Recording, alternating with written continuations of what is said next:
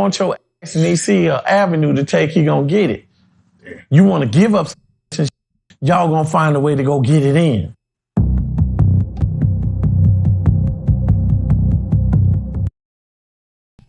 Welcome to another episode, everyone. You heard the man. If they want your ass, they will find a way to get it there in prison. Let's get into it.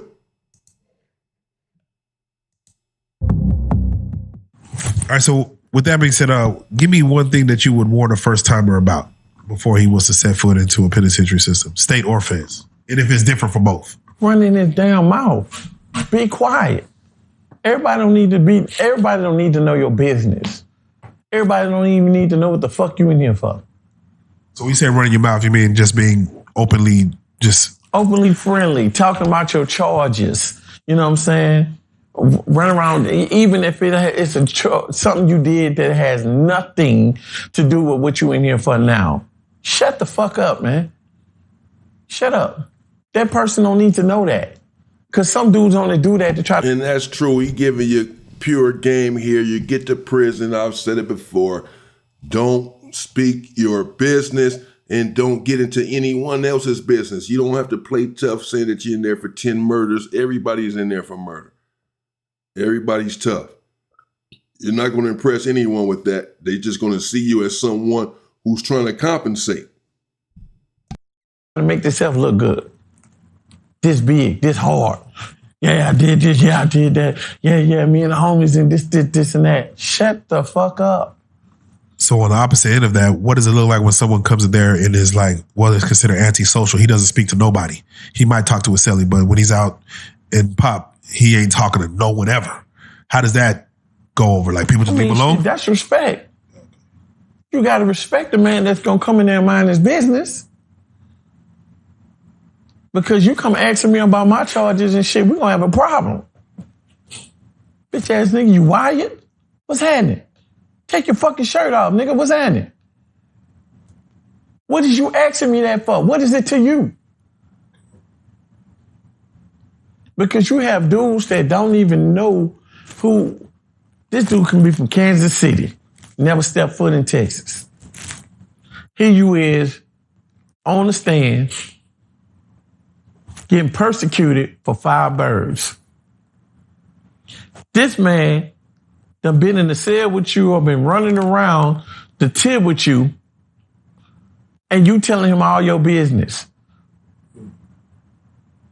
They gonna go get him and tell him Rule 35.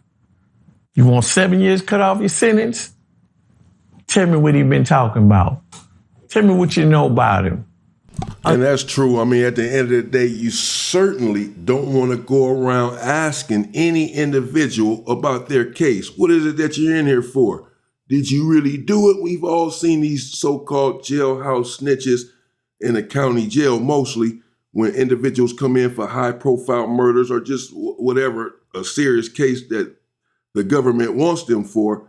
They'll stick these informants in there and they start asking you about your case and getting details and then take it back to the police. So if someone is even asking about the case, that's a red flag. What are you asking me about my case for? Why do you want to know if I actually committed this crime or whatever? You can't help me in any particular way. Why do you want to know? Don't ask any particular questions to anyone about their case or they're going to consider you suspicious. You're a suspect. Even if you don't know shit about them, play a game with us and shit. You want to go home earlier than what you're trying to go home? Let us help you. I want you to get on this stand, and when I say, can you permit Mr. Bernice out, I want you to be able to say, that's him right there. And all I need you to say was, what was y'all purpose and business with each other? Twice a month, I will come down there and get a bird. Yeah. That's it. That's it. Yeah. You just got a time cut because you went up there and jumped on that man's case and told a goddamn lie. Hey. So that's why I say I will warn a person, shut up. Keep your mouth closed. What is as far as, again, it's worse to live by. What would you say is a no-go that could get you hurt fast? Like something that you're doing outside of, talking too much. What is a no-go that could get you hurt?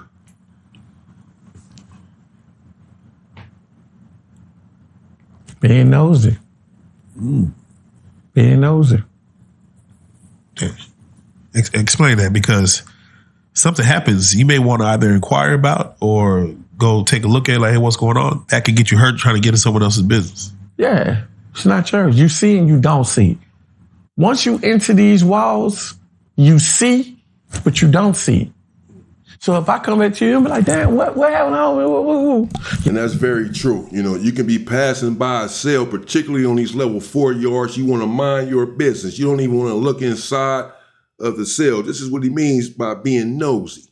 You passing by someone's cell, you coming in off the yard, you coming in from the chow hall, you pass by someone's cell, you looking all in the cell. Every cell you pass by, you looking in. You don't know what the fuck they're in there doing.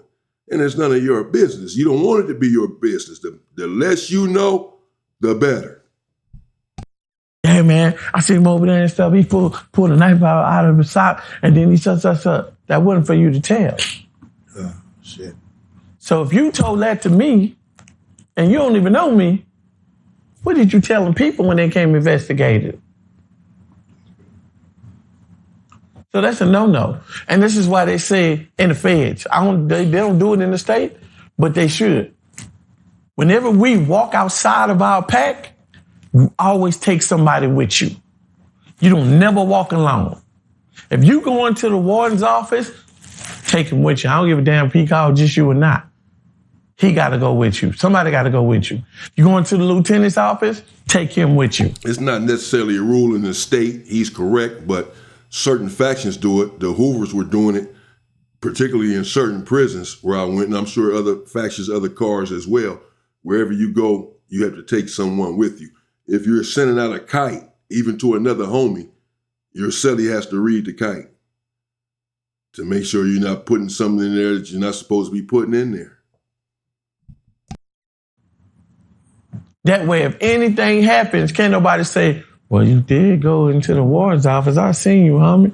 What was y'all talking about? That just got you killed. And they was in there probably asking you, did you want to join the softball team? So to keep you out of harm's way, tell a friend, take a friend with you. Somebody that can verify that that's not what this is. That's real. Jizzle, give me a take on, there's a show on A&E, I believe it's called 60 Days In, where they put fake people in county jail for at least 60 days and put cameras everywhere. What is your thought on that social experiment as far as putting regular bystanders who didn't commit a real crime in there with real criminals? Nah, I think it's some bullshit. I think it's fucking, what do you call that? Scripted. The cameras are like out. Yeah. Yeah. Like, there's no way you finna get up in there with as many cameras as they have and not be seen. Because let's be honest, there's no way you can hide in jail. There's no way you can hide in prison. Everybody's business is out in the open. Even when you have a door that slides this way and closes. Everybody know your business. So how can you sneak in there with all these damn cameras and shit, and then you got these fake people and shit that just want to see what jail is like? Who the fuck want to know what jail is like? I know probably some billionaires that might get a thrill out of that. Like, hey, throw me in there for a little bit. They end up with a dick in their booty too, and some broke ass pockets. Damn. There's another show on Netflix that it was another social experiment to where, again, county jail, but they said, let's stop locking the doors. Let's keep all doors open and let's see if a community could be built where, you won't have issues. It was a good show, like 10 episodes. And ultimately, I don't know if the experiment, I don't want to spoil it, but y'all go watch it. What are your thoughts on that as far as a county jail that you still have cells, yet you could go in and close the door, but they're not locked. You could come and go as you please into, a common area. I don't like that, I don't like that. at some point of the day, you gotta have some type of knowledge of knowing that you're at peace. That can't nobody come touch you. The only person you got to worry about is the motherfucking land under you or on top of you. That's it. Once we locked in, we locked in. Most of my worries are gone. I'm just worrying about that motherfucker. That's it. But leaving our doors open. That's true, and I've seen that they talking about sort of an open jailhouse situation. That's not for every county jail, or it's not being considered for every county jail. This was just an experiment that they had going on one of those channels, A&E or what have you, where the warden there in that particular jail was saying that he was going to keep the cell doors open, to help rehabilitate these individuals, not to keep them locked up so long and all of that, give them a sense of freedom. But I understand what this individual here is saying as well, that in that sort of environment, you're really not protected. At least when the doors close, the bars close, and they lock, at least you're protected for those hours of the night, of the day, until they open again, except for your cellies or whatever that you may have to worry about.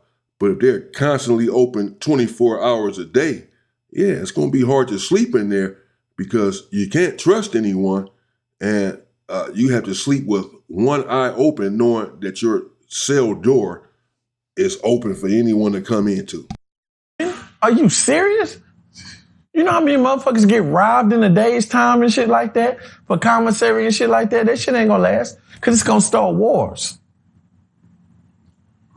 You would think the old school would have. How many niggas gonna get raped, get their ass took, all that shit? You leaving doors open? It's all jail, through man. the day, all through the night. I wouldn't give a fuck. Are people getting raped in county jail like that? Like, I thought it's like a penitentiary thing. Like, fed. Man, it don't matter. If a nigga want your ass and he see an avenue to take, he gonna get it. Yeah. You want to give up some ass and shit, y'all gonna find a way to go get it in. It's like you ain't even been in jail. I mean, like, jail is the stepping point to get to a larger system. Like it is, my nigga. But like I told you in a previous show before, people hide behind religion. They hide behind sexuality. They hide behind gangs. They hide behind religion. They hide behind a whole bunch of stuff. Because let's be honest, at the end of the day, that shit got to be in you, whether you're a superhero or a villain. It has to be in you. Ain't nobody coming in here turning out motherfuckers and all that shit.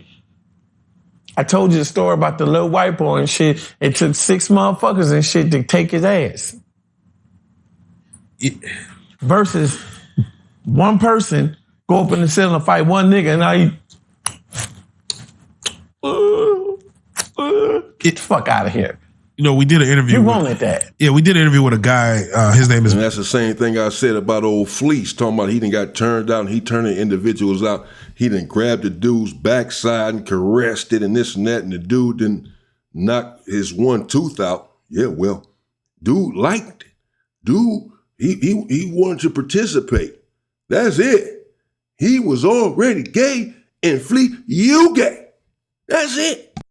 Vernon, of course, and he mentioned how, I don't want to say the dude, his celly buttered him up, but he got him in there for hooch. They're drinking. He befriended him. And then he ended up, assaulting him. Mm. But the way he did it was, of course, they wrestled to where the inmate, Vernon, he was just tired. He just got tired of fighting back. And I guess he ended up, taking it. Like, is that you, or do you say like he wanted it? Nah, if a motherfucker was intoxicated, drugged up or some shit like that, hey, that's why they say you don't smoke and drink with everybody you meet. Hey, for me. Motherfucker bake your ass a cake. But I'm talking about those who just physically stable, got 2 feet, 2 set of hands, a mouth, a set of fists, just like you and me. You can't tell me and you up in here getting it on and we fight no matter how fucking tired I am, then I'm just gonna sit up there and be like, I'm tired, bro. Go on, take my pants down. And I'm gonna let you part my cheeks and stick your dick in my ass. Nigga, horrible. You wanted that. Yeah. You just didn't want nobody else to know you wanted it. You think people say I put up a fight or That's pretty true, man. There's not that. I mean, really, there's not that much exhaustion in the world. You fighting, and because you got tired, you're exhausted from fighting. You say, "All right, man, go ahead, man. Do what you gotta do. Stick it in me." What? Because you tired? Because you tired from fighting?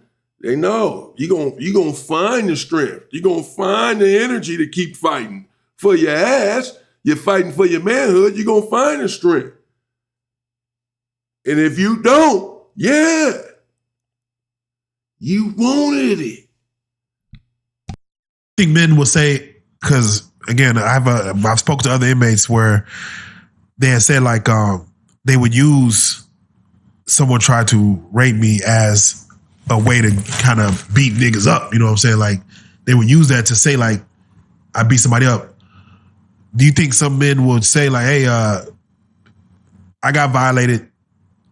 It was a rape, but it really wasn't. You think like somebody would actually say like, man, Now, don't get me wrong. You have queers and gay people that come up in there all the time and shit.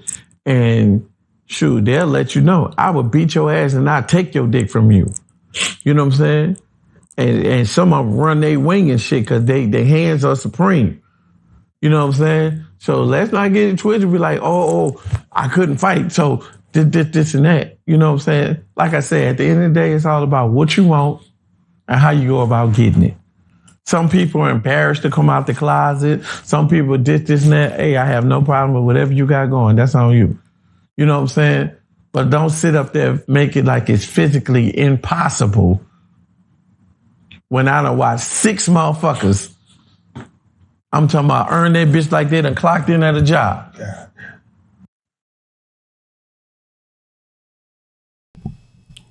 Damn. 6 motherfuckers clocked in like they earned like they had a damn job. They did some other stories. That's Prison Stories 101. I'm gonna get into a few more other episodes that they've done. I haven't really checked them out, but this dude has done a few episodes with them, and as he said, he was talking about the 6 dudes it took to take the one white guy's butt or whatever. I'm gonna see what they go. They be having hour-long interviews though, but y'all gonna have to stick with me if I get into it. But there it is, man. Yeah, and it's true. If they want you in prison or in jail, they'll find a way to get you. There's no getting around it, and there's no such thing as being exhausted when it comes to defending yourself and defending your manhood. And mind your own business and do not be nosy. You cannot stress that enough, because I've seen people in other people's business and they are in their business too much. And it's fine at first, but as soon as something happens, if the police get wind to something that an individual is doing or what have you, then the person is going to start pointing the finger at you because you know all of his business. He's going to say, well, how did the police find out? It must have been this dude because he know all my business. You ain't said nothing to the police, but he's looking for a scapegoat, and he'll put it on you if you know his business. So it's best just to mind your own business and not even ask anybody about their business. And then they start coming to try to tell you about their business. Tell them, no, thank you. I don't want to know. Stay the fuck out of there. It's the real remedy is staying out of prison to begin with. Stay safe and stay free. People.